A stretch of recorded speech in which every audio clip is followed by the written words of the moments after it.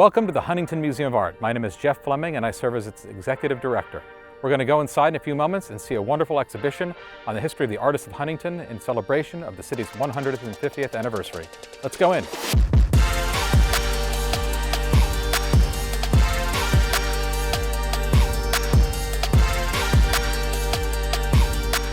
We're going to start today with this wonderful bust of Collis P. Huntington, the founder of Huntington, West Virginia. It's by Anna Hyde Huntington. The great thing about this bust is Anna Hyde Huntington arrived here in Huntington to deliver this to the museum. She drove up in her giant touring car and got out and presented it to us. And there's actually a period film of that, which is pretty amazing considering it's been over 70 years. Here's a great unidentified painting of Huntington, West Virginia. And I mean unidentified by we don't know who the artist is. Someone itinerant who traveled through the area.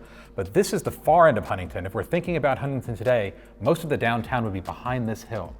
But we have Marshall College over here and the Ensign Foundry here in the picture, and we're looking from across the Ohio River with the steamboats across to what became Huntington. And if we went a little further off here in the painting, we'd end up in Guyandotte. Here's our next work, a wonderful painting by Billy Scott, who is an African-American artist from here in Huntington.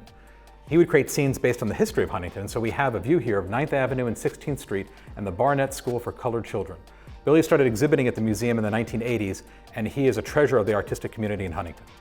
Here's the next work we're going to look at, this wonderful story quilt by Tina Williams Brewer, another African-American artist from Huntington, and probably one of the most famous from West Virginia.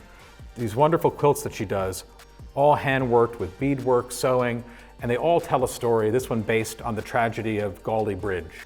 Here's the next work we're going to look at, a painting by Chuck Ripper, one of the best illustrators to work in Huntington. He actually came here to work for the Standard Printing Company back in the day, and he's known for his covers of L.L. Bean catalogs, National Wildlife stamps, as well as U.S. postage stamps. His series in the 1980s was one of the best received ever produced by the post office.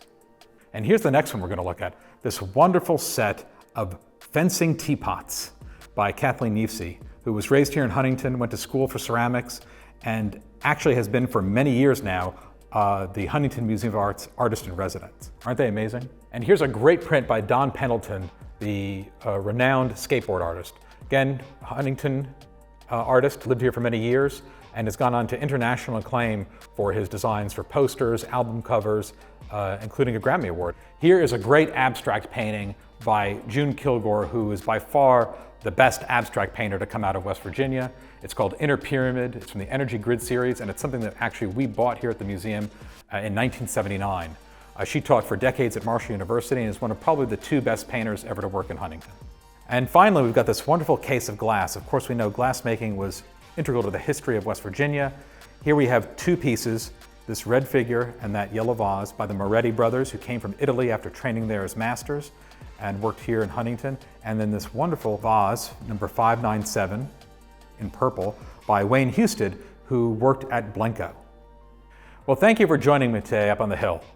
Please come and see this exhibit at the Huntington Museum of Art on the Sesquicentennial celebrations of Huntington until mid-January 2022. And also come see the other exhibits that are on display.